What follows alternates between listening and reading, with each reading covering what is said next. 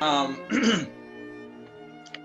so I just wanted to thank everybody for coming into the second presentation of our new lecture series on a harmony of interests, inquiries into the true nature of the American system. The fact that this is the 5th of July, I'm glad that we're starting this cycle at this moment, because the confusion about what America is probably at its maximum, not only for Canadians or Europeans or South Americans watching this, but also Americans themselves, as we see every day when we turn on the news and we see chaos ravaging the republic, and a lot of confusion about what is the cause of the ills plaguing the world today. Many good-hearted people who are just fed up have come to the conclusion that they should just join a mob and tear down statues and essentially undo the Constitution itself as their very short-sighted solution. And because of their mob mentality, they don't really see how they're being used by higher forces, which when one looks at history all the way back to the fall of the Roman Republic, one can, and it's useful to look at Shakespeare's warnings in Julius Caesar at this, one can see that this has been something that has both plagued humanity and has been used by tyrants for a very long time. This is not a new George Soros phenomenon. So the need to think for oneself, to be a sovereign citizen, which means to be somebody who can awaken within themselves Platonic powers of inquiry, paradox formation, hypotheses formation, and resolution. This is like a precondition for any republic, any durable nation to succeed. All of the individuals within it have to aspire to that self-perfectibility, which really does embody the essence of the character of the American Constitution. What it was meant to be is an unfinished sort of symphony.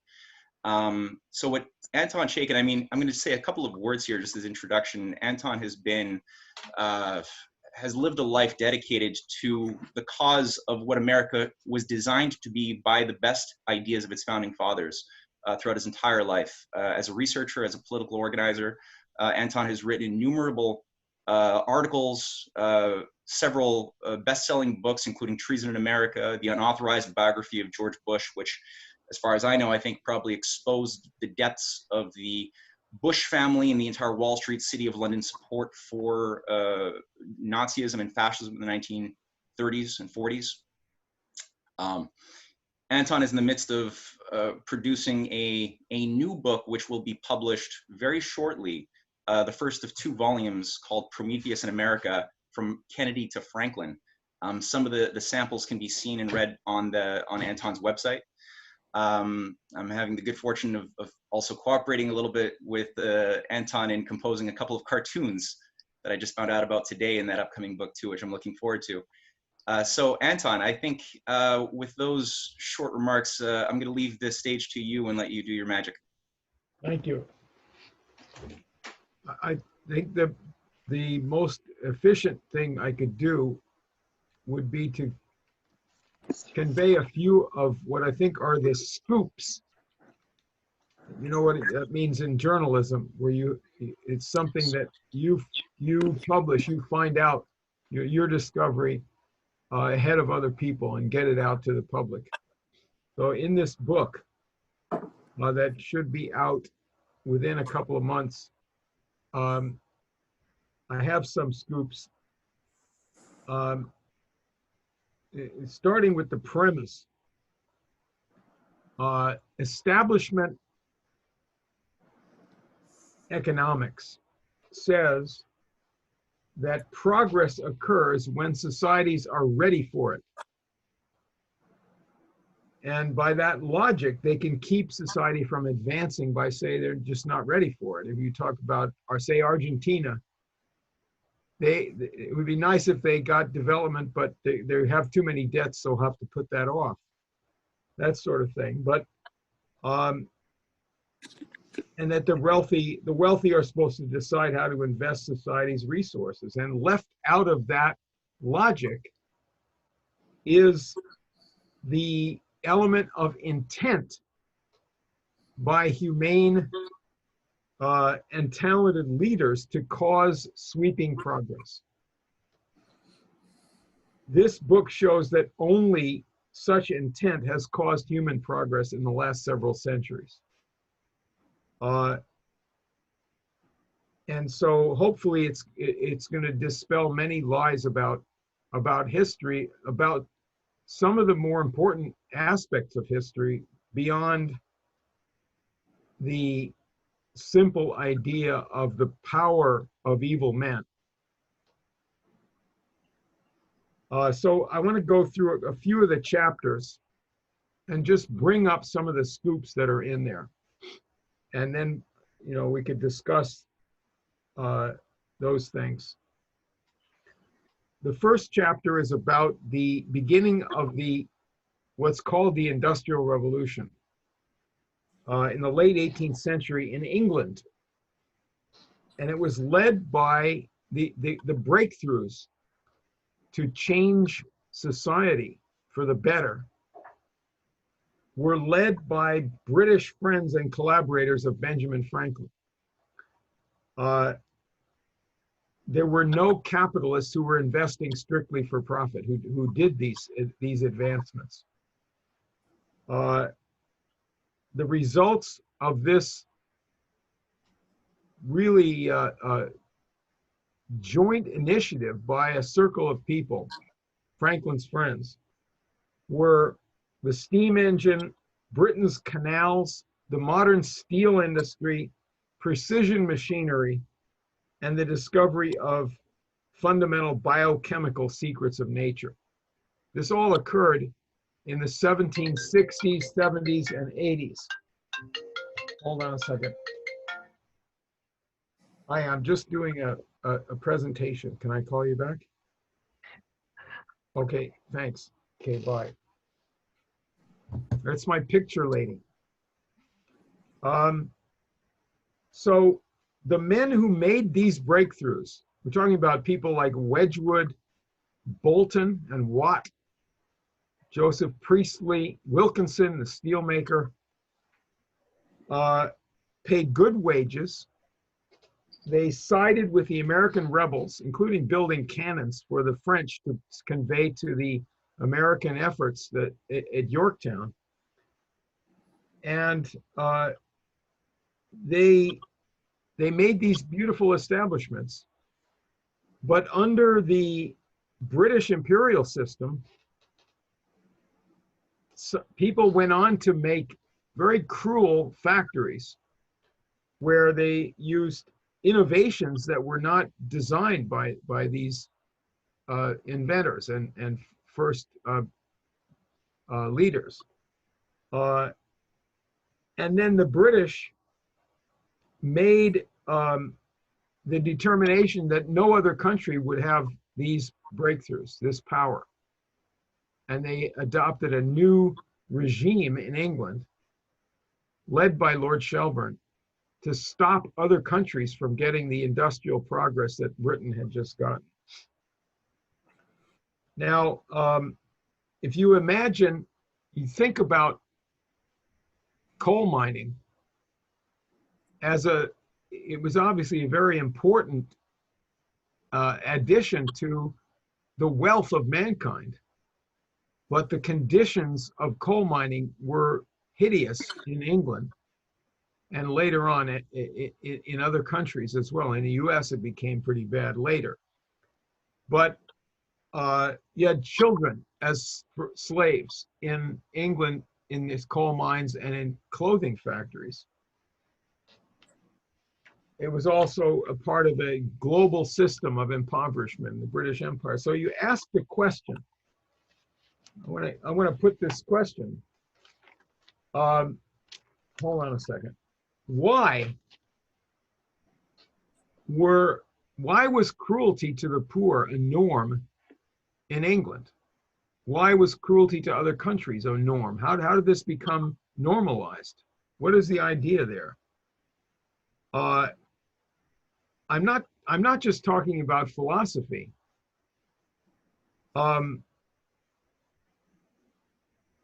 War as a way of life. These are abnormal human conditions.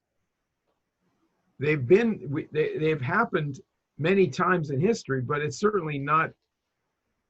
It's the ugly, it's the hideous, ugly side of human nature. So you have to ask about the rule in England, about the governance in England. you see that England was not governed by England.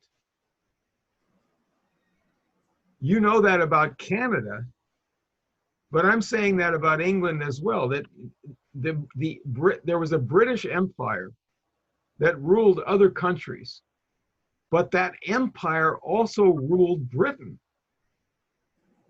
The rule over Britain was transnational. Part of it was in the imperial apparatus, which was international, or it might have been, you could say it's located in London as a city, but not in England per se.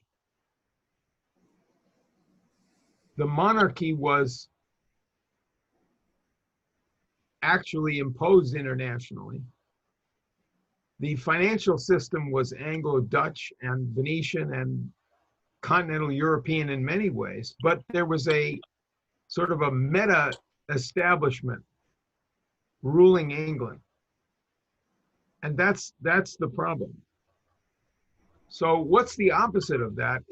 Men have fought for the opposite of that, which is all throughout history, which is that the government is only legitimate that is there for the benefit of the people of the country. Benefit means improvement. It means nothing else. It means improvement of the condition and of the people and their conditions. So this idea, this fight for improvement is what the Republicans are all about throughout history, and in that sense, the improvements of the Industrial Revolution are entirely a product of Republican intervention in history and in economics and in technology. I can say that without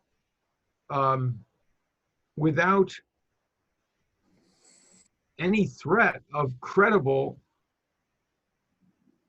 and somebody differing with me in any credible way, because there is no credible account of the origin of modern history. I'm trying to create one here in this book. Karl Marx and Adam Smith both have silly notions about this. That it was the freedom of capital to do what it wanted, freed from the guild system and from regulations and restrictions under feudalism that allowed for investment in modern industry based on profit making. And this is just, there's no account of the intentions of the people who made the changes, who made the inventions, who did the entrepreneurship. And in every case, there's an intention to improve society, to improve conditions, whether it's through the government or through just an enterprise. And most often it's both of them at the same time, using the same people. In chapter 2, you have this new regime in England led by Lord Shelburne. And I go through the origin of his money in Ireland and in India, his family money. He sets up a new British intelligence system, combining private and public governance and intelligence into one regime, which we've had ever since. And that's the Eastern establishment in the United States, and it's the British establishment today. They were immediately pitted against Ireland. The first thing they faced after this new regime in England came in after at the end of the American Revolution, when they said that they knew they couldn't hold on by force. So they got rid of the old regime that was doing the war against the Americans and said, we'll deal with Americans through other means. And they immediately had to launch assault against Ireland and France. So I go through the Irish Rebellion at that time, which was coordinated with the American Rebellion, and it was based on the demand for protectionism for Irish manufacturing. So this is a scoop that I've got. This is where Matthew Carey comes from. He was the activist there and the leader of that revolt, or the programmatic side of that revolt. Then in America, chapter 3, I have the core of the nationalist core of the American Revolution, a group mostly in Philadelphia and in the field with Washington. And it's in this period during the American Revolution that Thomas Jefferson began to betray the ideals that he expounded in the Declaration of Independence. And he went over to defending Southern interests. And I go through a pretty credible and logical reason why he did that, based on his career collapsing as governor. You can get into that if you want to. But so he began that betrayal in the later stages of the revolution. I'll skip this. Yeah, you have the, go on to chapter 5. It's a unique account of the French Revolution. It's thought to be the first ever publication of the details of the British hand in turning the French Revolution to anarchy and mass bloodshed. And I go through the cast of characters, the team from London and from Geneva that were wielded by Lord Shelburne and Jeremy Bentham and others. And it was in this context that Jefferson went into a several months long tutoring session set up by Lord Shelburne personally, who sent Adam Smith's executor and biographer, Douglas Stewart, to France, who prepared Jefferson in France while he was American ambassador there, succeeding Franklin. Jefferson was prepared by Shelburne's apparatus and this guy, Douglas Stewart, to go back to America and attack the nationalists who were trying to put together a new country. In chapter 6, I present the fight between Hamilton for his program as Treasury Secretary, the founding Treasury Secretary, the founding program, the fight against that by Jefferson and Madison. And the sort of high point of this is the meeting on the Slave Hill in Virginia at Jefferson's plantation, meeting between Jefferson and Madison, where Madison agrees to be turned against nationalism. He had been a stalwart,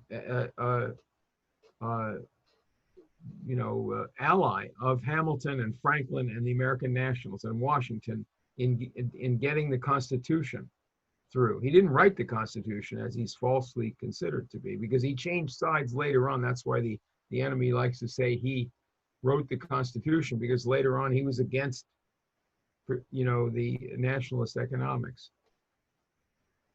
But he turned, and Jefferson was the who had just himself been schooled by the Shelburne apparatus and Adam Smith economics for Southern interest in conjunction with British interests. He turned Madison, and Madison begins attacking Hamilton, who was astonished that Madison is now attacking him. There's a great intervention by Franklin at that point in the Congress, the last act of Franklin's life. He introduced a petition calling for the abolition of slavery right then, 1789, 1790. Forget where the date. But that was to show up what Madison and these guys were actually up to, that they were not fighting for human rights in their populist denunciation of Hamilton, but were promoting an imperial slave system. I go through the devolution and collapse of the founding republic in the late 19th century, late 18th century, into this two-party mess. Jefferson attacking, and then some Federalist allies of Hamilton, or so-called allies, forming a fake opposition to Jefferson, which is then pro-British. And so the whole program, founding program, is sabotaged. And it takes another generation before the US is industrialized.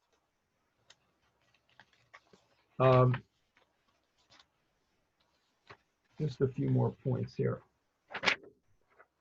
So the nationalist movement of the 19th century began in 1807, when there was an attack by a British ship, warship, on an American naval vessel, the Chesapeake, right off the coast of Virginia. Unprovoked attack, and they kidnapped American sailors. And that riled up everybody. And so the best American leaders started a nationalist movement to revive the original founders' ideas at that point. And I've chosen 6 individuals as the people that I have figured out are the leaders as a team who carried out the industrialization of the United States. And that's 3 statesmen, which is Henry Clay, John Quincy Adams, and DeWitt Clinton. The national banker, Nicholas Biddle. The writer and political organizer, Matthew Carey. And the Army officer, Joseph Gardner Swift, who's the second superintendent of West Point. Those 6 worked together in so many different ways.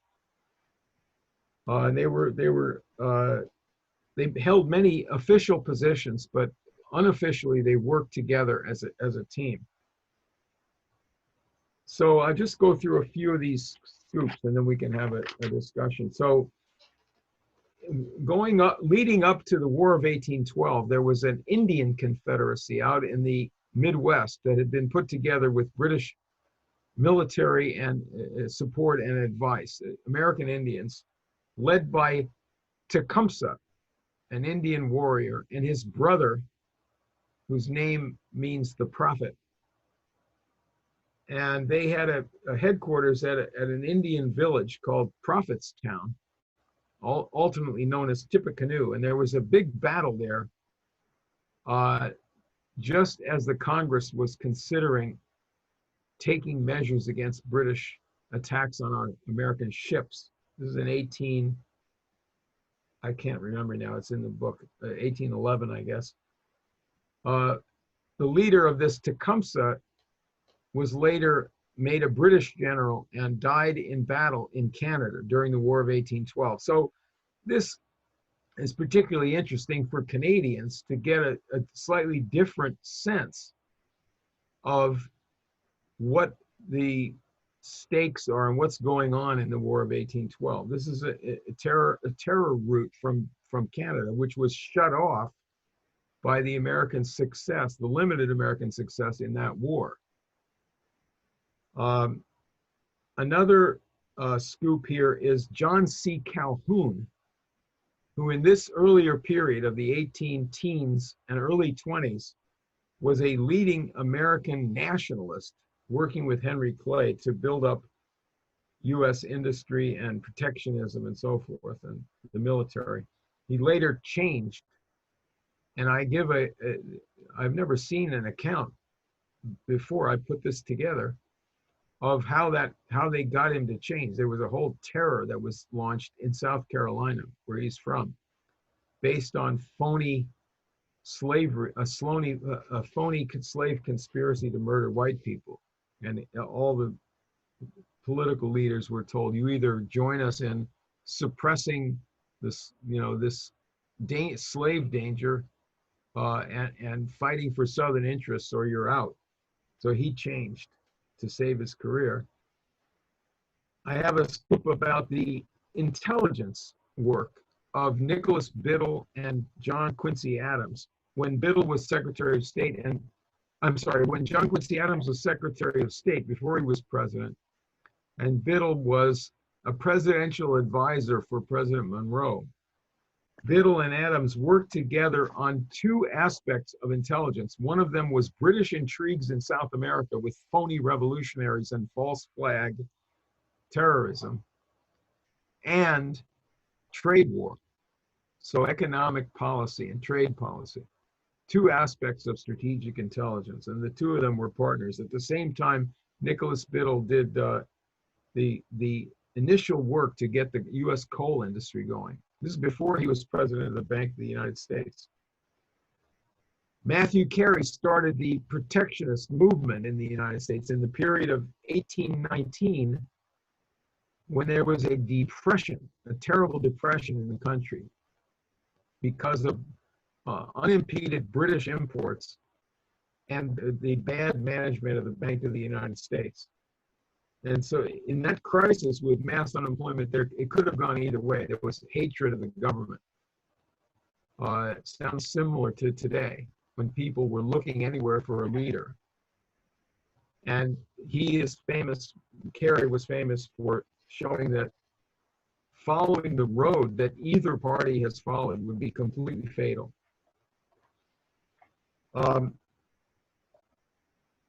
In this thing, there's a wonderful quote, which I want to give you, if I have time for this. He directly challenged the public to think outside the mental prison set up for Americans by the imperial establishment, a call for moral courage that's urgently relevant now.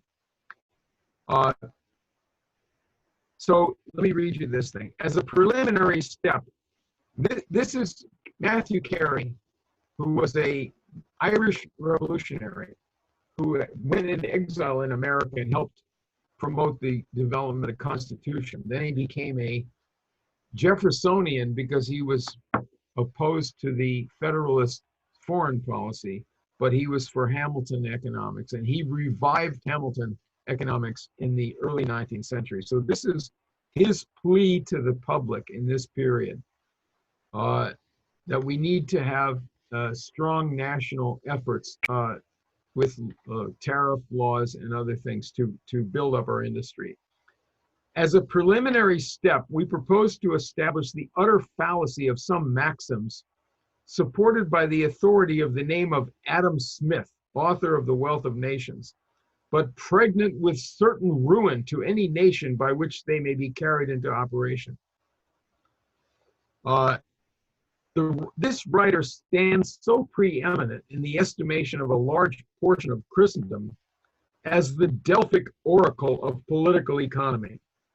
And there is such a magic in his name that it requires great hardihood to go against him and a high degree of good fortune to get a patient and fair hearing for the discussion.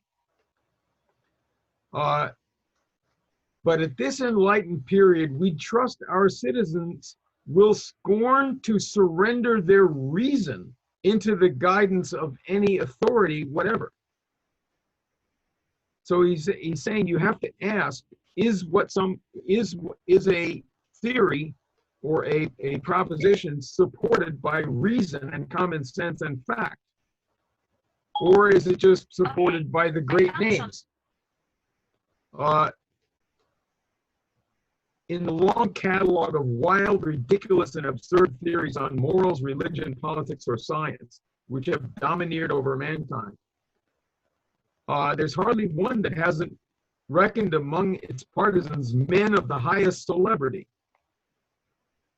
We hope, therefore, that our readers will bring to this discussion minds wholly liberated from the fascination of the names of the writer, and the determination to weigh the evidence in the scales of reason, not those of prejudice. So think about global warming today and how it's not just that people surrender their minds to supposedly prestigious scientists saying that this is a threat. They don't even know any scientists. They don't know. They've never even heard the name of the scientists that they're surrendering their reason to. It's that bad. And that's what he's addressing here with the economics. And then he does the same thing with Thomas Jefferson. He says, "There's a magic in great names which renders their errors highly pernicious. That Jefferson is truly a great man is now, I believe, universally admitted. But he has had no small degree of instrumentality in giving currency to the system we have pursued. That is, agrarian free trade that's ruined us." And he goes on to say that Jefferson has made a distinction between the beautiful agrarian life and manufacturing that has terrible conditions for workers, and that so he's fostering a prejudice against manufacturing, says Carey. So here's what he says: "Mr. Jefferson was born, brought up, and lived in a slave-holding state, a large portion of the industry of which is devoted to the culture of tobacco, one of the most pernicious kinds of employment in the world.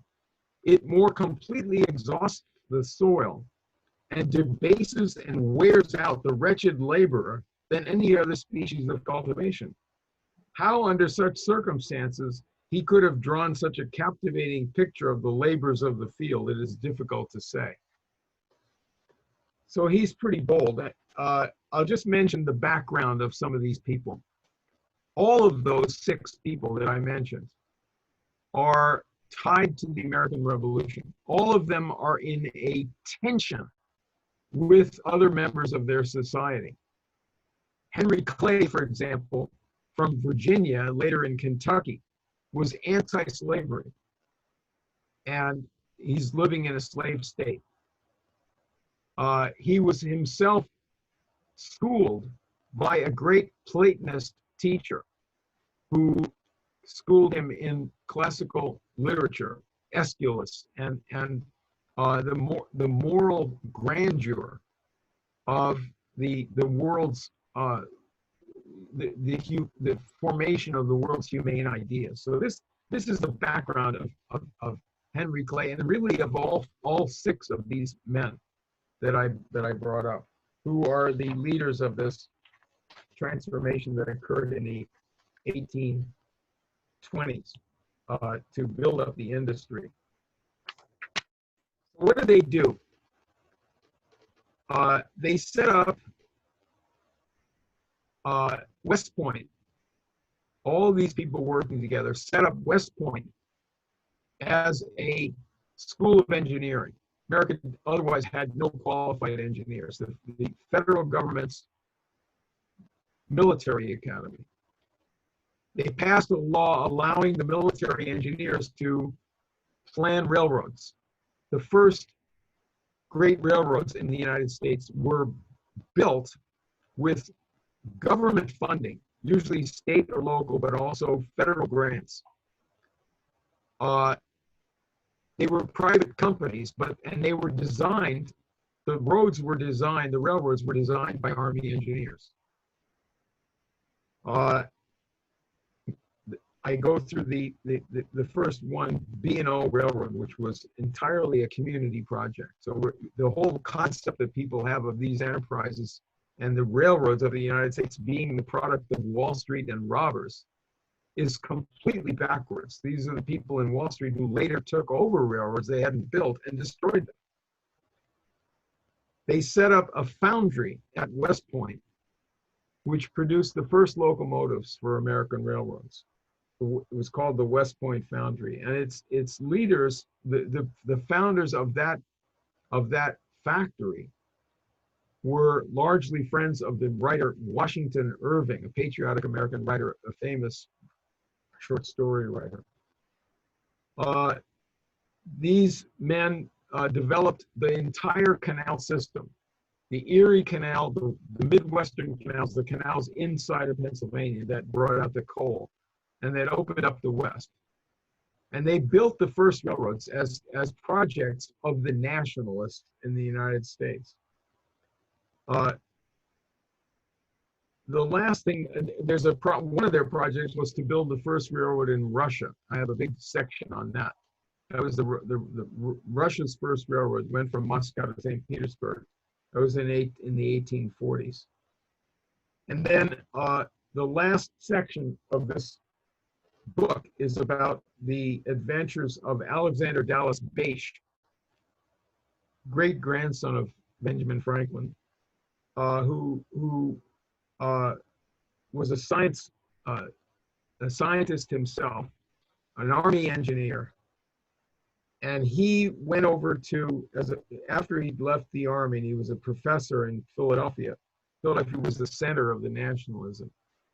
He went over on a mission to Germany, met with the leading scientists there, Humboldt and Gauss and Weber, and they had this furious clash with the British.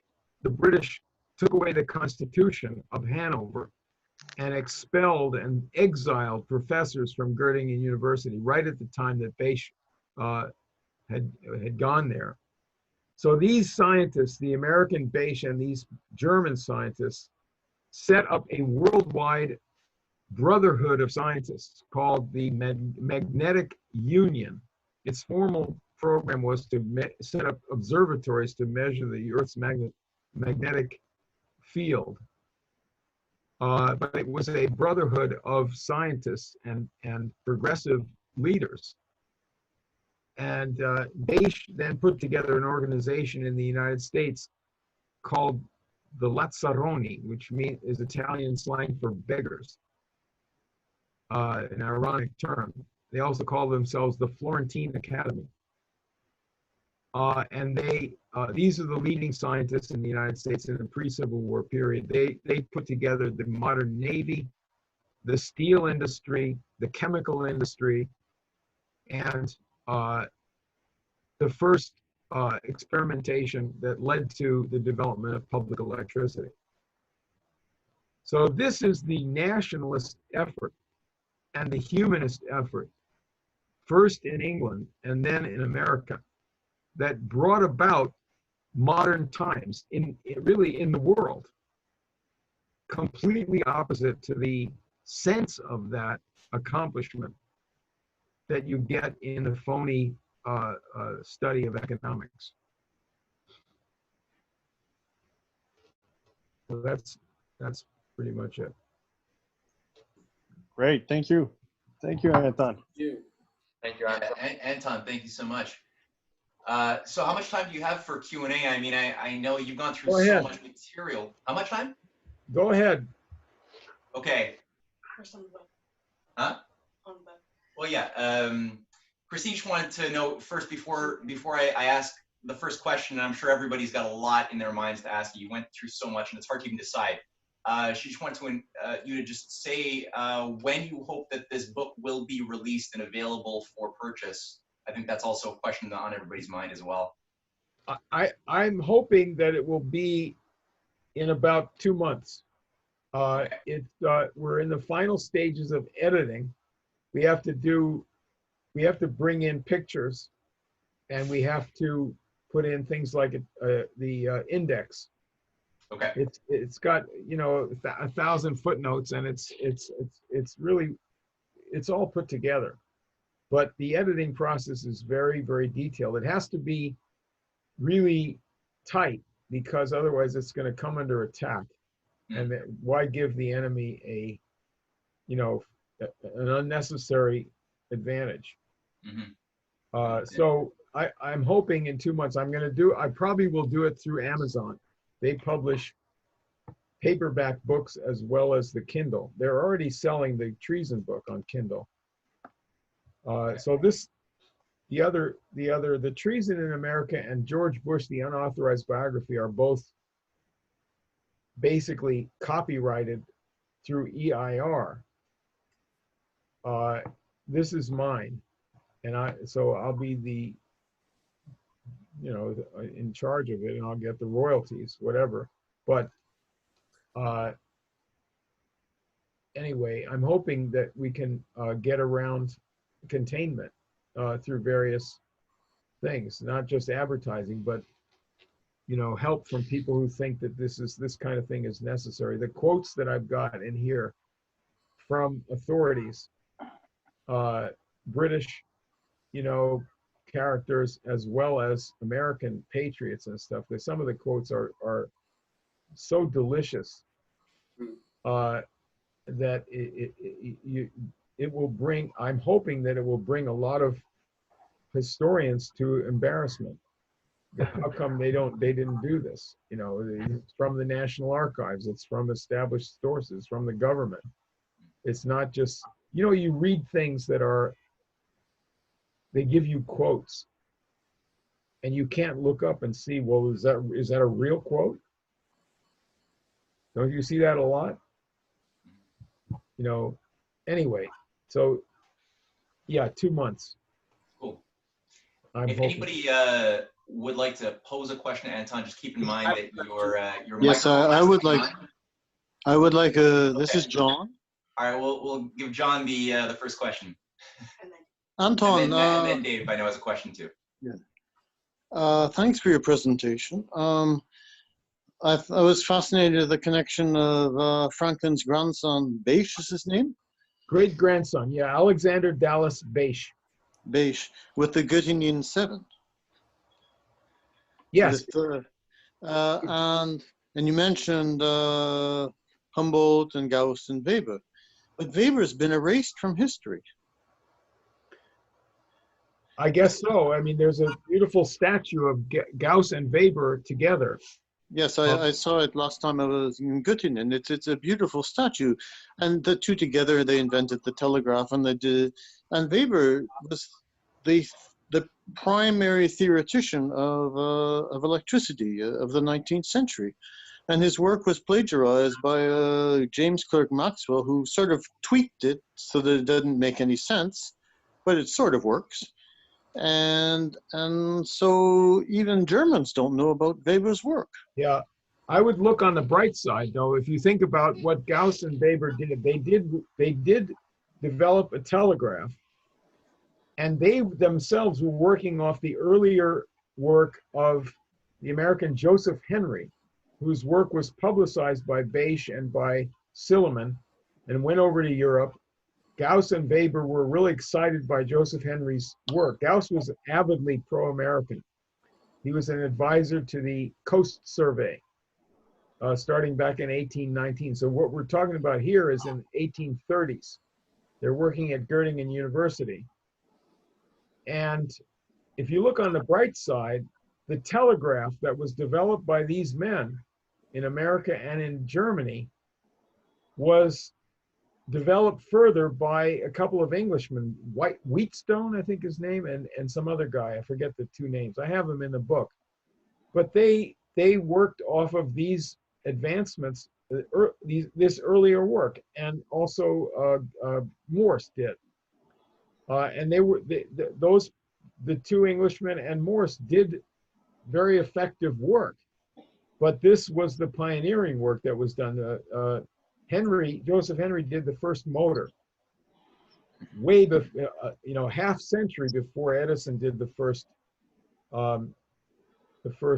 public electric station. But Gauss and Weber, their collaboration was astonishing, was great. And their work together was broken up by the British and by this terror that the British imposed in what you call the Göttingen 7. 7 professors who signed a petition in 1837 against the revocation of the Constitution of Hanover by the king. The King of Hanover was the brother of King George III of England. And he revoked the earlier, more liberal constitution and made everybody subjects instead of citizens. And these 7 professors, including the brothers Grimm, who were professors there, they signed this petition, and they were all kicked out of the university, and 3 of them were exiled. And British troops were sent, and it was just at that point when the British troops were sent in to the university to surround it, to stop demonstrations, that Beish arrived to meet under this condition of terror, to meet with these guys. So they had previously set up this magnetic union, Magnetische Verein, and with the help of Humboldt and also a British scientist, the hell's his name? Oh my God. He actually worked in Canada. He was actually fighting in the British forces in the War of 1812 against the United States. But he was a very good scientist in Britain. He was part of this magnetic union. He helped set up magnetic. Michael Faraday? No. No. Faraday was a punk compared to this guy. Anyway, I forget the name. But also, what's his name? Humboldt convinced the Tsar to set up these magnetic observing stations all over Russia. And they were set up in South America by Beish's comrade Gould, who was an astronomer down there. So yeah, Gauss and his work and Weber are, you know, there's a good book about it, The Titan of Science. But I think a lot of new stuff should be done. This whole idea, this whole story of this group and what's around it, especially in connection with the development of modern times. That's the key thing, as far as I'm concerned. Not simply that they had a different point of view about science than you know, John Locke or Newton, which is true, but they made the modern world. So this is what you've got to bring out. And they were collaborators in England, which is, I think, a very interesting thing. They're similar to what was earlier that I covered in my book. In the 19th century, Herschel and Babbage and some other scientists were very good. And in reaction to this scientific current, you have these devils like Huxley, who go to work to try to get fascism in the world. And they start with the ideology of Lyell. Of what? Lyell. Lyell? Lyell, the geologist. Who does? Well, Darwin and Huxley work with Lyellism, the idea of gradual change. Okay. That there's no leaps, no creative leaps in nature, just gradual. Yeah. Nature does not make jumps. We've got a question now from Dave, and then Pascal, and then Nicholas Jones, in that order. So Dave, do you want to pose your question? Yeah, thanks for the presentation, Anton. That was great. Thought and question. Yeah, I really appreciated, I forget which guy said it, but he was challenging Adam Smith's idea, these a priori assumptions, right? He's saying we should have evidence. There should actually be reasons presented for why this is true, rather than accept these kind of Delphic explanations. And we've talked a lot about this over the years, but I was thinking about it when I did my presentation 2 weeks ago. It's really this Aristotelian poison of just a priori assumptions. There's all these assumptions that people have, and we're just sort of believing them and then creating this whole world system based on it, but they're rarely ever challenged, the underlying assumptions, which is what these guys were doing with somebody like Smith. How do we know what Smith is saying is true? Where's the evidence for this? And so with that said, I just wanted to know if you could say something about your research methods in terms of, you talk a lot about a lot of scoops that you got. Can you maybe say something in terms of, were there any particular routes of investigation that were fruitful for you? Like, where did you mentioned, you know, maybe going into the archives, or, you know, how did you go about doing research for this? Can you say something on that? It starts with the hypothesis that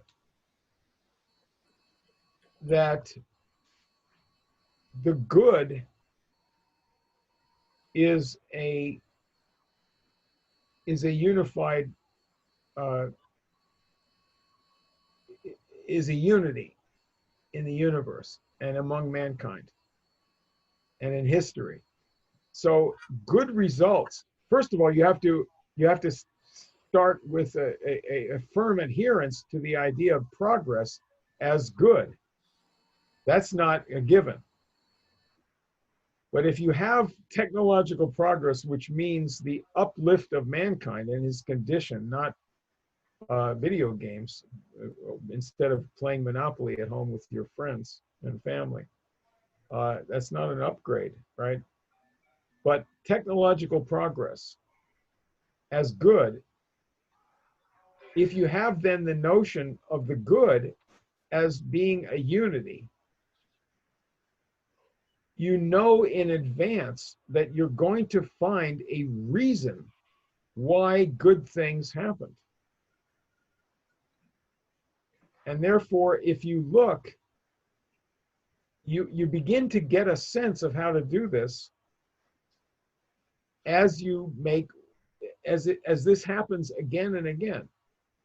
If you look under any positive development in history, the thing that was said about Lyell, you know, they want to talk about gradual things. Well, but the reality is that nature does make leaps. So that's true in looking at the good that's produced. So you find a characteristic intervention or quality of mind or life behind any good development in history and in technology. If you don't find it, then there's some mistake in the way the history has been passed down to you, and you can find that. So really, I guess this whole thing for me goes back to Plato's method and what we were able to understand about history from that there's a higher good and that is effective throughout the universe.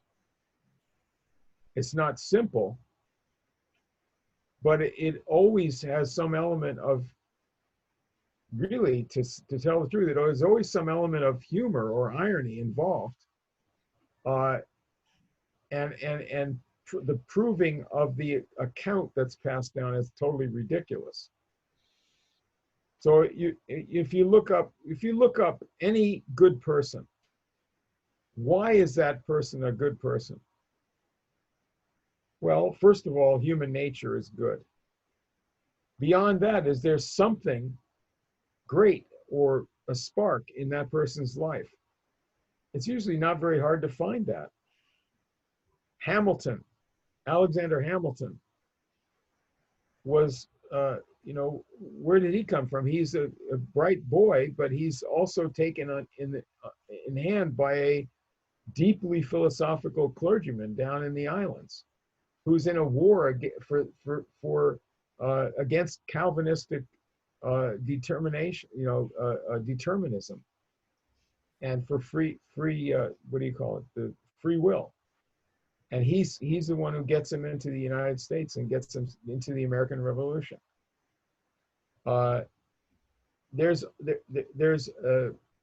a whole field of Republican activity and a movement and a legacy that people involved in these things are aware of themselves, just like we're aware of it.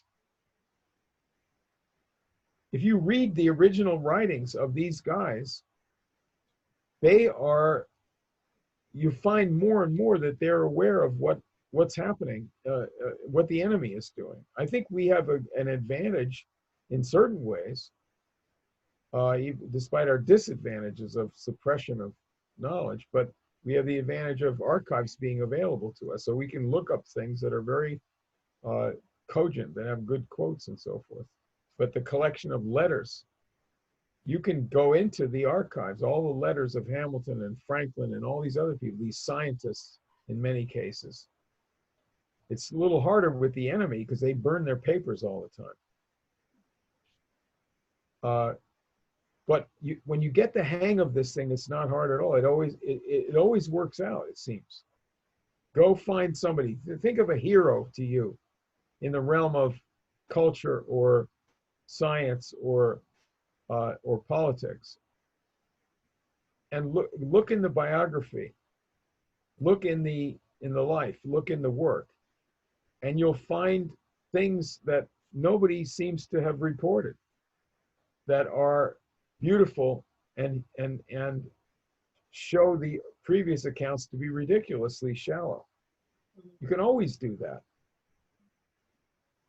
That needs to be done for every country. You know, I've had the good fortune to work with people in Canada that have done that a lot for Canada. I've done it. I've had the same good fortune in Australia. But in many countries, it hasn't been done in their country. They have heroes, but they don't, it's not based on this kind of idea of improvement, universal improvement. It's more political in a bad sense. It's just politics instead of nation building and improvement. So that's what you asked is an absolutely key question in the whole thing. Thank you.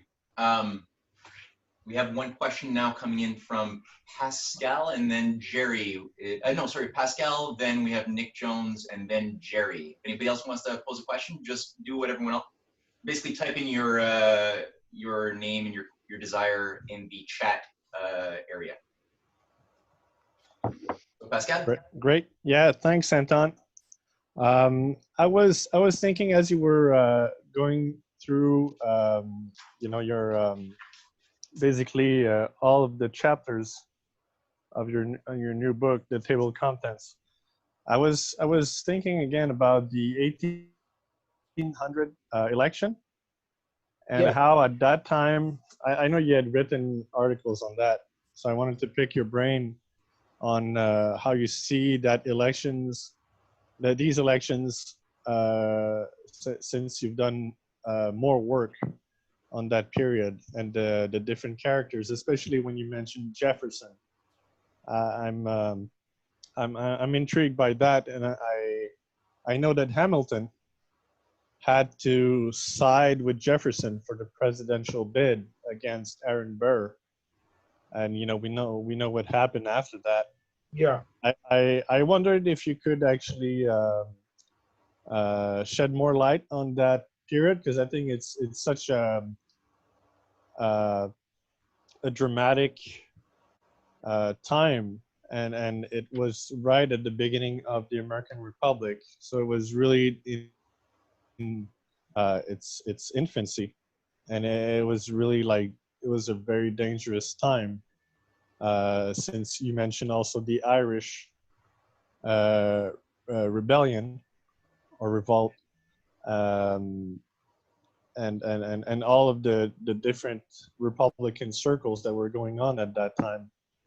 But I'm more interested about the 1800 elections, if you could say some words. Right. So there had been two previous presidents, Washington and Adams, John Adams, father of John Quincy. The Adams presidency, one term, 1797 to 1801. He lost his bid for a second term in 1800. His presidency was still carried on many of the economic policies of Washington and Hamilton, but it was in many ways an unsuccessful presidency. and there was the two-party system going on, an attack against him, and they passed laws like the sedition law that forbid criticism of the government, and it opened the way for Jefferson and his friends to carry out attacks against the program of the government. Hamilton was out of the government at this point and no longer Treasury Secretary. And he thought that Adams was a poor president and was not, his leadership was a disaster. And so he wrote a pamphlet attacking Adams as we went into the election of 1800. So that Adams, the Federalist Party candidate, the Federalists were split for and against Adams, and the Jeffersonians were able to gain an advantage from that.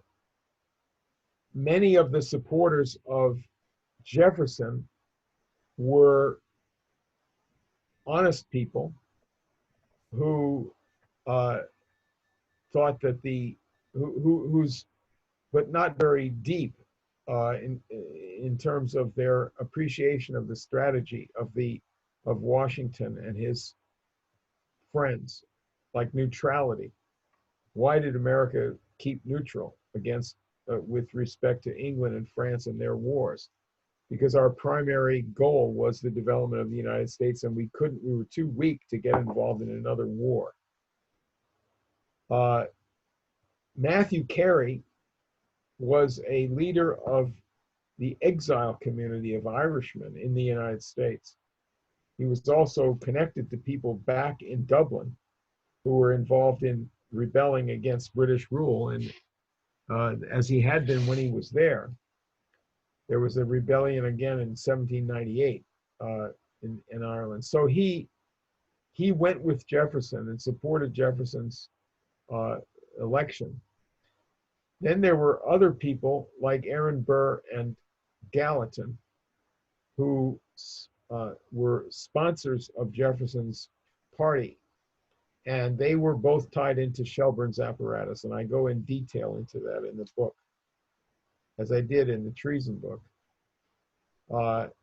The key place was in New York, where the Bank of Manhattan was set up by Aaron Burr, and that was used as an election funding mechanism. It was a complete scam. Supposed to be a water project, and they had fine print in the company charter that allowed it to be a bank. That was the birth of the Bank of Manhattan, of the Chase Manhattan Bank and Morgan Chase Bank of today. So the election resulted in a tie in the Electoral College between the Jefferson and Burr because of the way the Constitution was originally written. They had to change it later to avoid this. There were no parties in the Constitution. There's no ticket. So people voted for the two top vote getters, and the top one became president, the second one became vice president. Then it went to the Congress, and Burr tried to snatch the presidency away from his partner, Jefferson, and Hamilton intervened to stop that. But what's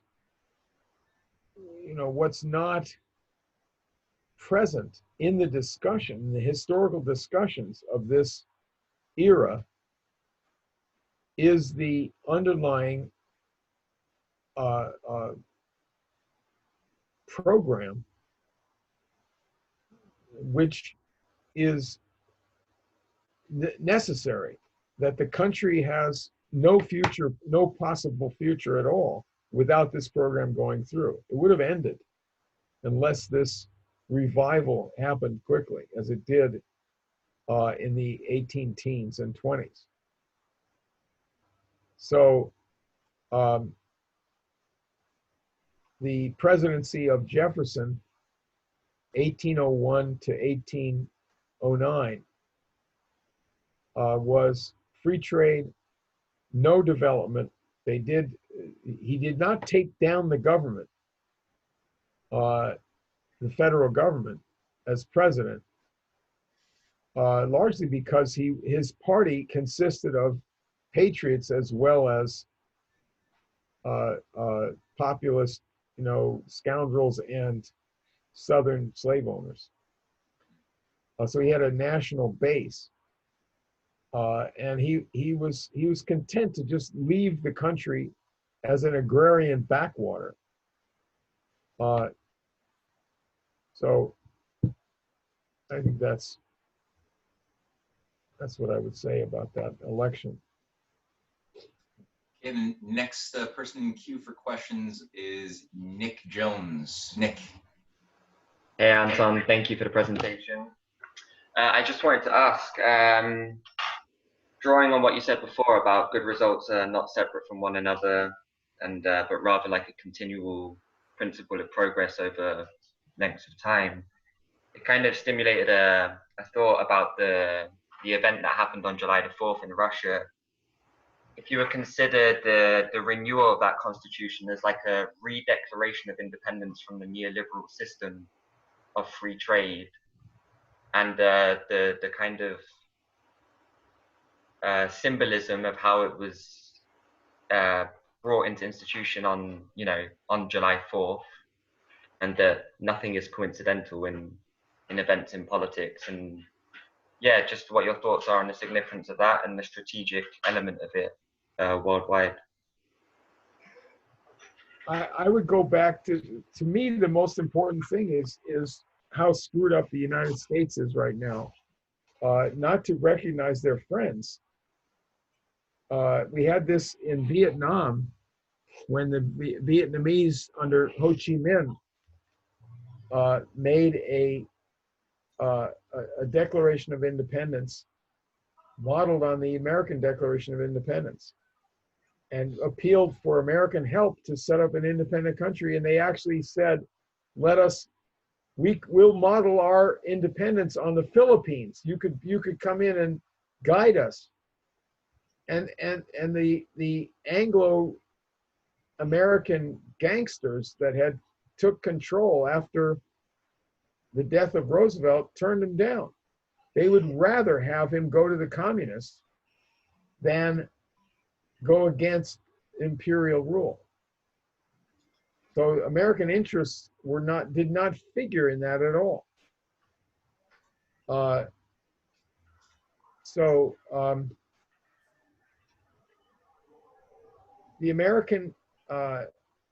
United States has no present concept of its own influence in the world historically.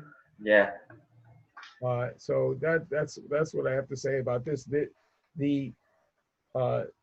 I have this section that I have about the railroad in Russia is a lot of fun, because it's the U.S. and Russia as allies, with Nicholas I as the Emperor of Russia, the Tsar, and the American engineer George Washington Whistler goes there, and he becomes a favorite of the Tsar, who's trying to use him to modernize the country. And they have to cope with not just with the British, but with the aristocracy, the feudal aristocracy, and their notions of class and so forth. Yeah. So everything that can be done to stimulate American acceptance and knowledge about our background. Why were we successful? How did that happen? That's what we need, and that's where the friends are. When you get, I was talking about the international rule over Britain, the empire that ruled Britain and rules Britain today and rules the US today. When you have truly sovereign leadership and sovereign governance in a country, which makes the country self-governing, the idea of the public benefit is the program. And as soon as that happens, the idea being universal becomes applied to other countries. And so therefore, you have again an international idea for your country, but it's in the opposite direction. So you're doing things for the benefit of other countries, and you're excited about their progress. Right. No country, no history is ever local. If you go back thousands and thousands of years, there's no such thing as local history. It's always global. Yeah, anyway. So sorry, just to ask another question, drawing on what you just said, because it fits so nicely. Like, what do you make of what Boris Johnson was saying the other day about how he referenced the New Deal and Roosevelt in his speech in, I don't know if you saw it, but he did a speech in Dudley in the UK where he put heavy reference on the New Deal and spoke about Britain needing a New Deal and to raise the platform for the entire society. The actual number of investment he mentioned was obviously not big enough, but he actually fired the civil service director the other day. I can't remember his first name, but his surname is Sidwell, and he's a key component of the intelligence apparatus that needed to be gotten rid of, and is partly the reason why Britain's reaction to the COVID pandemic was so sloppy. Yeah, just wanted to draw. Yeah. I mean, so he nearly died, right? Yeah. So that's a cogent reason for doing things that are positive, right? Yeah. Near-death experience. But that's true about our civilization. It's pretty scary, right? We could lose our human civilization, and so you can't go back to what the failed system. So I don't know. I haven't followed Boris Johnson. I've seen this, started off really bad, but I don't know what does he say about Russia? I don't even know about that, or China. I mean, when Putin made the call for the 5 leaders summit, his initial reaction was good, and it hasn't changed yet. But of course, there's many agents around him that will be trying to, obfuscate that. So our headline is Boris Johnson joins the Labour Party and Labour Party leadership leaves the Labour Party? Right. Yeah. Yeah. That's a great paradox. Yeah. Thank you, Anton. Yeah. Yeah. For our next question, we have Jerry, who's on the list. Yes, hello. Hi, Tony. Hi. I wanted to ask you about, you were talking about this meeting between Jefferson and Madison. Yes. Madison gets turned. Because I remember reading that, like during the Constitutional Convention, Madison was working with Hamilton, and I think he even wrote some of the Federalist Papers, a few of them. Yes. And because some of the work I was doing, I know originally President Washington, he used to get Madison to kind of write his speech as sort of a draft. And at a certain point, he said he don't trust Madison anymore. And after that, it was always Hamilton who wrote his speeches. So I was just wondering, what year or what period was this meeting with Jefferson and Madison when he turned Madison? It was right at the point, I can't, my old brain is a little tired here, but it's either 70, 90, or 91. It was the first policy fight of Hamilton, where he is concentrating to begin with in his program on what we're going to do with the Revolutionary War debts. And he was saying, let's pay them off at face value. And Madison came in to attack him on that and said, we have to worry about the poor soldier who had to sell his bonds, his Revolutionary War bonds, when they weren't worth very much to speculators. And now you're going to say, we'll pay them off at face value. He should get the money, not the speculator who bought. So he's posing as a populist defender of the poor soldier.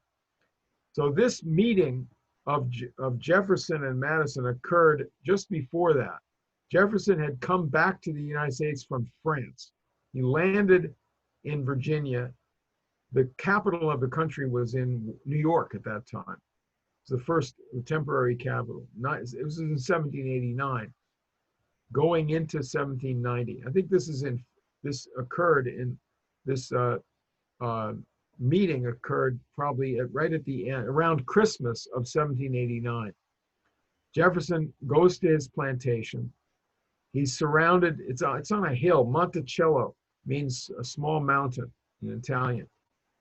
It's a pretty house, but he has hundreds of slaves, and he's surrounded by the gentry of his relatives, like the Randolphs and other close families who are in this clique that runs Virginia at that point, who are into a panic of anti-nationalism. And so Jefferson there works on Madison for several days. Madison came down there from New York partly at the request of Washington, who said, go to Jefferson and get him to accept the post of Secretary of State. The other three cabinet members were already in the cabinet. Henry Knox for War, and Edmund Randolph, Jefferson's cousin, as Attorney General, and Hamilton was in as Treasury Secretary. So Madison goes down there, and Jefferson works on this concept of, we should not have a national debt. We should pay off the national debt right away. Don't fund it. That is, don't set up a fund to pay the interest and then make these bonds converted into a form of money. Don't do that. Any national debt is a burden on future generations. And he said that he had been working on this concept when he was in France. Yeah, I'm sure he was. He was working on this with the British underground intelligence people that are guiding him there, that he's in with. It's very nasty. This is really nasty stuff. I have two quotes from Jefferson in this period, or one quote from this period and one later. The one from this period, he says, it is rumored that the British are guiding the anarchism in the French Revolution, that they're paying people to do the dirty work here. And that's not true. There's no truth to that. I've seen the mobs in action. They're wonderful. What they're doing is all for the best.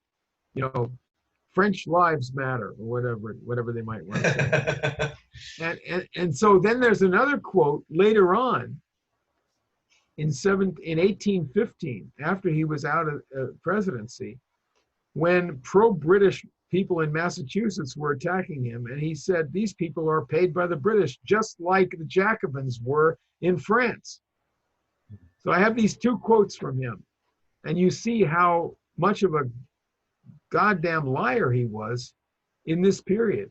He's a crafty guy, totally dishonest person in this period. He abandoned his earlier principled stance against slavery and worked to perpetuate the slave system by denying the transformation of the economy against this feudalist and imperial system.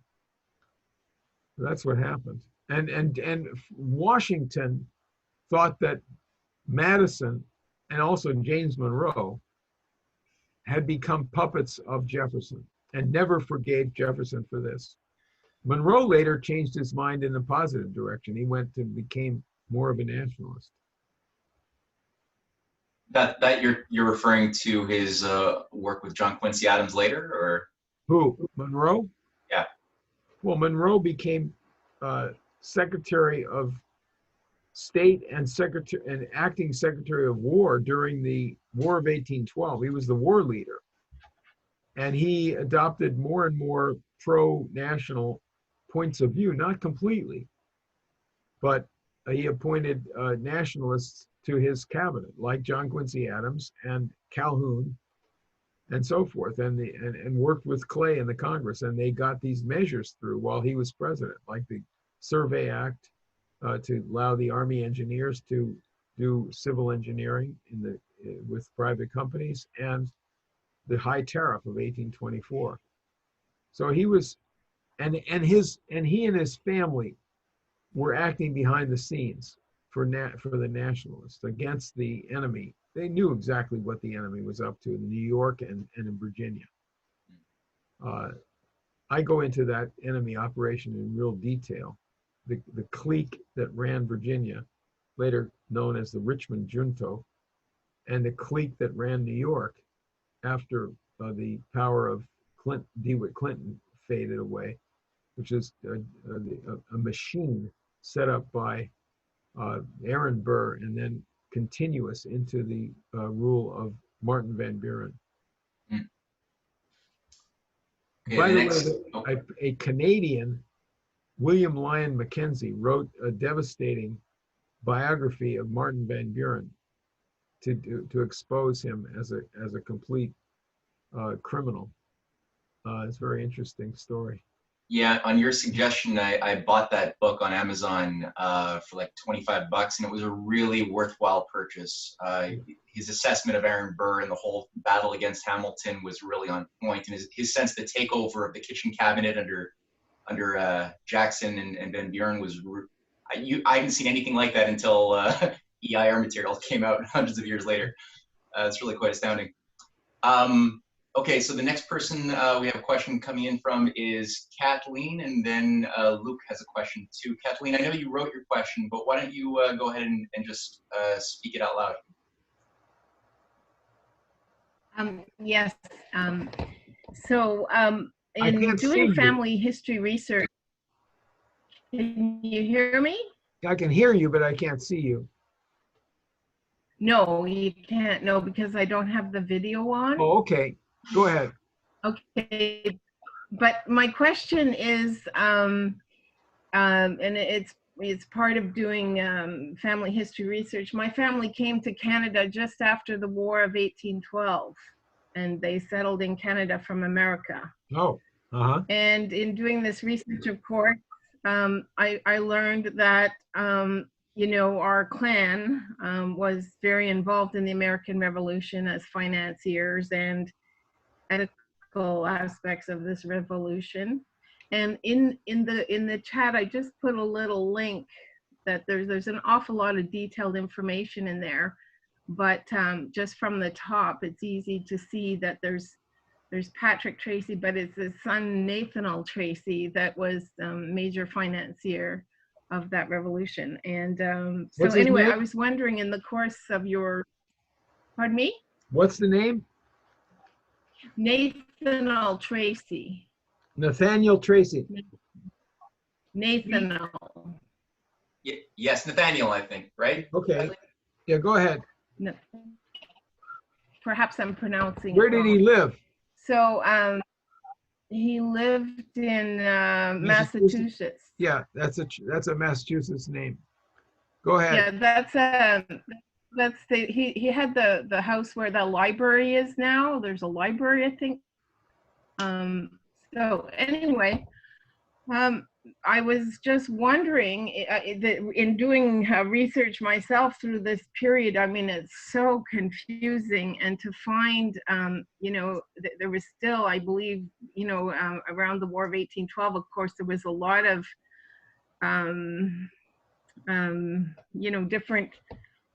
different sides to these arguments, and so pro or against the revolution, and then the War of 1812 coming, et cetera, and there was so much confusion in that.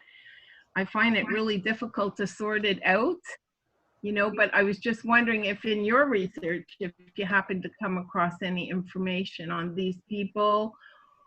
They came from Ireland. Patrick came from Ireland.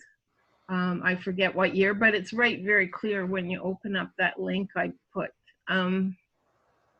So the Ireland, which I'll be really interested in reading about, and Why don't it's a you small world after all. send me a few facts about this family that lived in Massachusetts, and maybe I could look them up. Yeah, I'm gonna make sure. I I'll make Anton's. Are you okay with your email, I guess, available to everybody on the call? Yes.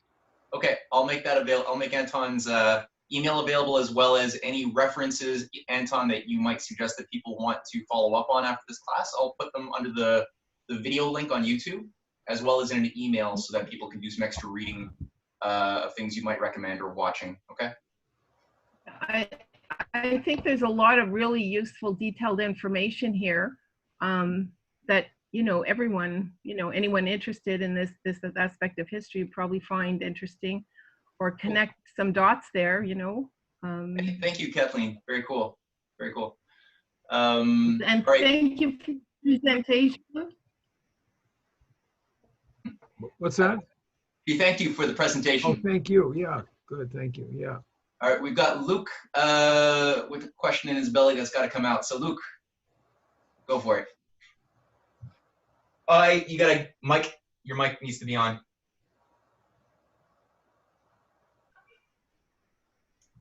Okay, can you hear me? Yep. Yes. So Anton, I'm referring to a class, we mentioned it this morning, at the beginning, sorry, the British Empire wants you to be stupid. I don't know if you remember that you gave this allocution in March 26, 1994. That's a long time ago. But in the Before beginning, you were born, right? No, not me. I was born before that, but Okay. Maybe some others. Okay. I just have vague questions from my experience listening to it. One of them, you start the conference making reference to your dad, and that he had initiated a boycott. And so I'm curious if you could just reiterate or explain the context as you remember it. And on the second fold, my question is, in this presentation at one point you mentioned how the psychological or psychology is controlled by a group in London. And I don't know if that's, I may have misinterpreted, but I'm trying to— Talking about the Tavistock Institute, or what are you talking about? Yes, there's some kind of, you introduce some kind of serial killers that are killing. Oh yeah. And okay. then you— Well, that was, yeah. Well, I'll try to sum this up pretty quickly. In 1933, both Franklin Roosevelt and Hitler took over in their respective countries. My father was a Jewish immigrant from Latvia, who was born in 1898 and came to this country in 1909 as a little boy. And in the 1920s, he was a lawyer in New York City. And he was a Roosevelt Democrat. And so he was very interested in doing something against Hitler. There was at that time a combination of Wall Street and London banking concerns centered on both not only Morgan, but also Harriman Bank, which was Brown Brothers Harriman, which is Brown Brothers is in London and New York, and also Kuhn Loeb, which is a Jewish firm in London and New York. The Warburgs were in that. And all of these firms were closely associated with the British establishment and London banking.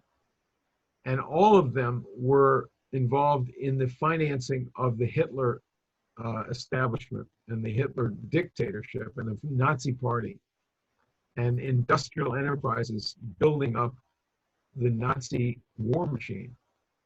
all the way up through into the middle of the 1930s. 1933, my father was hired by a boycott instituted by the American Jewish Congress and the American Federation of Labor. They were not part of the American CIO, the Congress of Industrial Organizations, before the AFL-CIO. But so these two groups started a boycott against Germany right after Hitler took over. My father was hired as a legal counsel and strategist for that boycott. And he instituted lawsuits, not directly connected to the boycott, but the lawsuits representing clients in New York who held bonds on German private companies that were now under the control of Hitler. One of them was this big, huge steamship company, the North German Lloyd, that was jointly owned by the Hitler government and these Wall Street banks, particularly Brown Brothers Harriman. George Bush's, the first George Bush president's father was a managing partner in that enterprise in New York and was involved with financing Hitler directly. So my father took the case of these people who were bondholders. His first client was a lady in the Bronx in New York who had a $1,000 bond on this steamship company. And according to a Hitler decree, that company was not allowed to pay her $30 that she was owed on interest on that bond. My father took her as a client and got a 30,000-ton German ship, the passenger liner, the Europa, tied up in New York City until they would pay this debt of $30 to that client. And he went in, the opposing lawyer in that case was John Foster Dulles. The future Secretary of State, he and his brother Alan, the future head of CIA, were both the main intermediaries between the Wall Street companies, the London banks, and the Hitler government. John Foster Dulles personally went to Berlin to organize the bailing out of the German Nazi government from their credit difficulties with Schacht, who was partly his protege. Their big partner in all of this was Montague Norman, the head of the Bank of England, who had instituted the first fascist regime in Europe back in 1920 in Austria, before Mussolini and before Hitler. So Montague Norman was a real thumping fascist. He was also a theosophist and an insane person. He's involved in all the clubs and all the imperial nonsense. But at the end of the war, he was head of the Bank of England for 20 years, much longer than anybody else ever was. His grandfather had been head of the Bank of England and was also a partner in Brown Brothers, which is a stinking transatlantic firm. So at the end of the war, he left in some disrepute for people that didn't like Hitler in 1944. And there were a lot of people who didn't like Hitler in England, for sure. So he left the bank and he became the head of a new organization, the World Federation for Mental Health. That's Montague Norman. Yeah, particularly ironic for him because he was insane, you know, and he believed that he could walk through walls, but he just chose not to, and things like this. So they worked with the Rockefeller Foundation, with the Scottish Rite Masons, with a lot of very strange people, and British perverts who were in the military service and who were doing torture. This is way before the CIA. So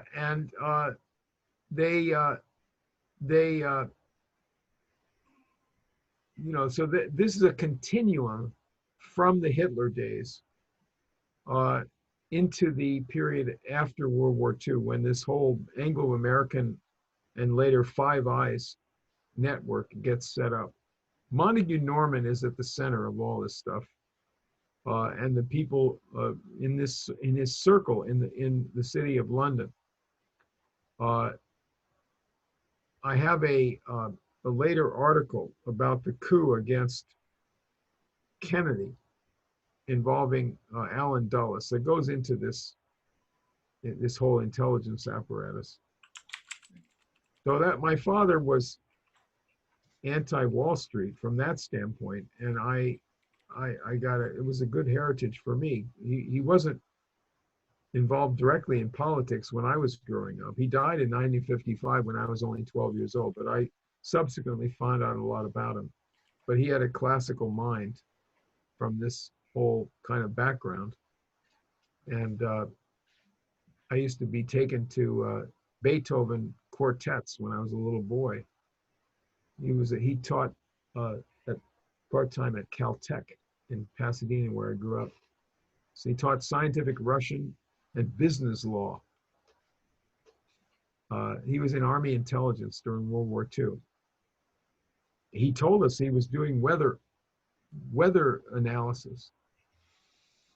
He was very much interested in science, so it might have been true. It also might have just been fake. I don't know. Would that have been with the OSS? No, Army Air Corps intelligence. He was stationed in Washington. Thank you very much. He spoke Russian and German both as almost like native languages. He's from Latvia. Latvia. Yeah. All right, so next up I have one question by Randy, and Pascal. I know, and Pascal has a second follow-up question if time permits. Anton, how are you doing for time right now? I was just looking at the clock, but I'm okay for now, but okay. Can't be too long. Okay, so let's, Randy, I know you haven't asked the question yet, so why don't you go ahead and then we'll let Pascal ask his follow-up question. Thanks, I'll try and keep it fairly quick. Anton, you mentioned 7 professors that signed a petition regarding the revocation of the German Constitution. Hanover Constitution, yeah. Hanover Constitution, making the citizens subjects to, I guess, the monarch. And when you said that, it brought to my mind the Windsor family actually being the House of Saxe-Coburg-von Gotha or something along those lines. Yeah. And how World War I is actually thought to have been, or subtitled, the War of the Three Cousins. Right. So in the, you made sort of an allusion towards the city of London being a center of leadership or action of the banking cartel, but it's actually taking orders from somewhere else. Not exactly. I mean, it's a center that is established to exert the power of an oligarchy that's broader than England, put it that way. A lot of this power is stationed in Holland. A lot of the dirty aspects of imperialism come from the Dutch, the enemies of Rembrandt, the enemies of the Renaissance, and the enemies of Erasmus. I shouldn't even say Dutch, really. I should say Amsterdam and this banking operation, the empire. Again, it's the empire ruling over and exerting control over the good people of Holland who did this revolt against the Habsburgs. But the city of London became a great power based on secret societies set up over a few centuries, but they became very important in the 1600s. These became known as these, they're not guilds, they're the worshipful company of mercers, the worshipful company of carpenters, the worshipful company of fishmongers. They're sort of like Masonic groups, but they are trade groups with international connections and more money and power, a lot, and covert activities. They fund the monarchy, and the monarchy depends on them. And so in the 1600s, you have the Bank of England set up by a lot of international characters, a lot of them from Holland. Just like the British monarch came from Holland, William the Third, right? And his wife and so forth. So this, and John Locke came over with that. He had gone over to Holland. So the city of London then in the 1600s became rich from crime, just straight out crime.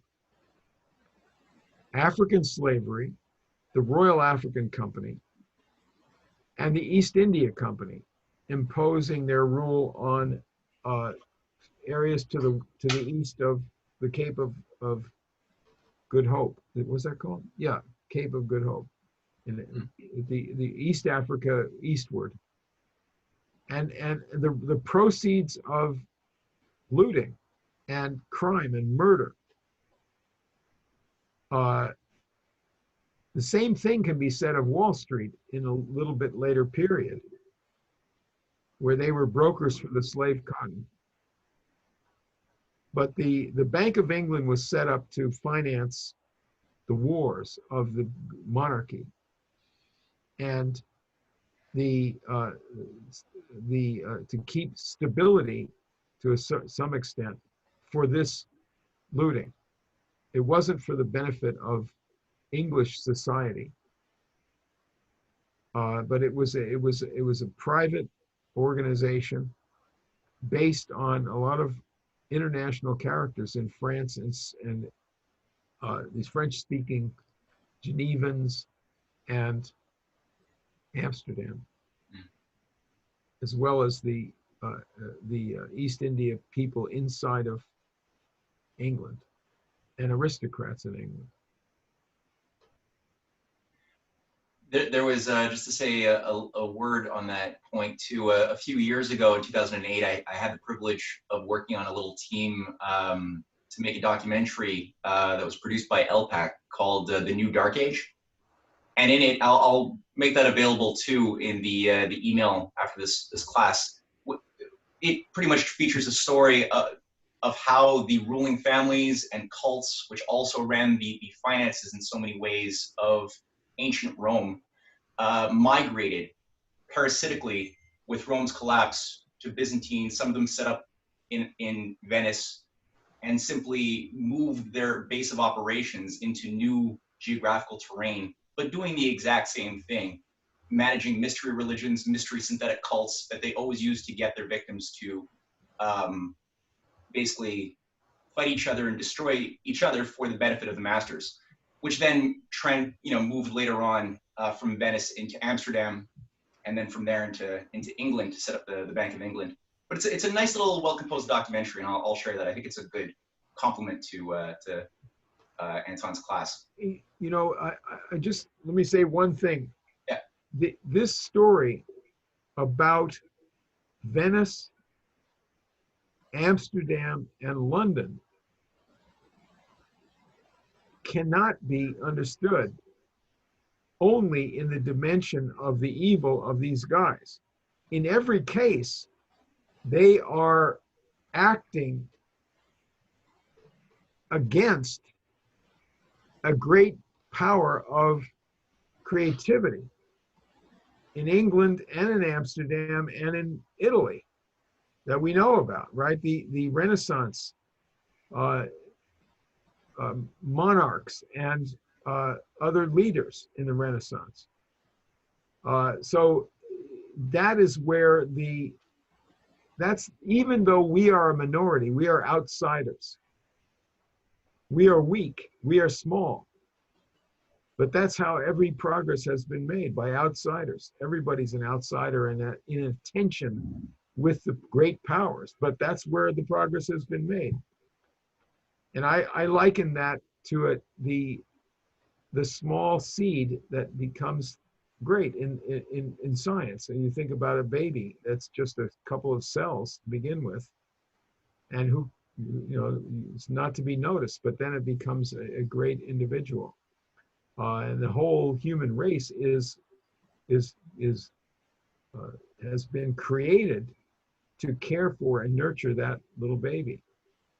The whole, our whole biological nature, all of our instincts, all of our love. So it's a great force, even though it's weak and small.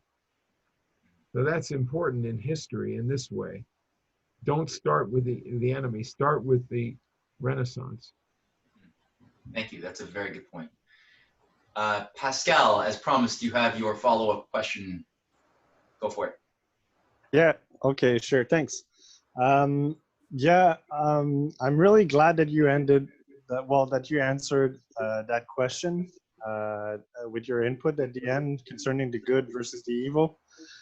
And that made me think about, well, I was thinking about it for a long time since, yesterday, as you know, was the 4th of July. And again, there are these things that are mentioned as kind of mantras. You know, everybody knows this, everybody knows that. And in that case, it came up that, you know, everybody knows the American Revolution really was inspired by John Locke. And every time I hear that, I kind of have to, you know, knock myself out to try to forget it. Yeah. That people are mentioning that, but I think that your book is going to be kind of like an antidote to that kind of thinking that has been, you know, spread around by the enemy. And I think that, you know, really the way that you've approached this question on how we have to define progress and history is really fundamental to real understanding. And I was just thinking about, you know, how Leibniz is influenced around the world at the time, and how Ben Franklin, you know, followed in the footsteps, and you know, to create the first modern republic in the United States. And I'm always shocked, even though, you know, I shouldn't maybe, but it's always something that irritates me that people, you know, bring back John Locke. And so I just wanted to share that with you. It's not exactly a question, but I wanted to know if you had comments on that. Well, there's a book written about that called The Anti-Newtonian Roots of the American Revolution by Philip Valenti. And you can go online and get a copy of it. He also published a book about Logan that he did he wrote, anyway, James Logan. But look it up, Valenti, Valenti, V-A-L-E-N-T-I, Phil Valenti, Philip. The Anti-Newtonian Roots of the American Revolution, about Leibniz and Franklin and the fight against Newton. Very useful. I haven't gone into, I just barely touched on Leibniz in this book. And I had to make a decision about going with what I know about and can prove, and what I can bring out in a limited period as well. So I do reference Leibniz, and I also reference LaRouche as an expert on the Leibniz at one point in the book. But I haven't gone deeply into the prior philosophy of the humanists, you know, pro and anti-empiricism and so forth. I do reference that. I go into John Quincy Adams versus Bentham on this. But I recommend Valenti's book on the history of this fight with Franklin in particular. Is this available? This is a book by Valenti? Yes. Okay, is this available on Amazon or something? I think, here, wait a minute.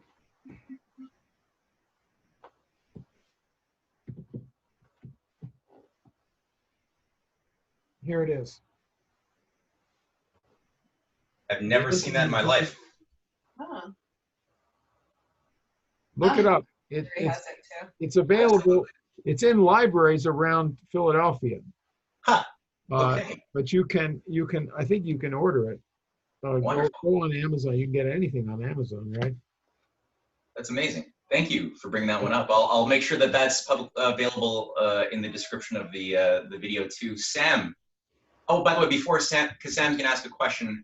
Before he does, I just want to say too, Graham Lowry's wonderful book, How the Nation Was Won, is something I've read a couple of times. Cynthia's read it a couple of times, and it's just every single time there's so many new discoveries and insights that are made, which deals with the 1630 to 1752 period. That people have to understand if they want to get what happened in 1776. They can't understand it without this process that deals with the humanist networks of Robert Harley, Jonathan Swift, and all of these other anti-Newtonian political networks and scientists in Europe who collaborated with Cotton Mather, John Winthrop Jr., Ben Franklin.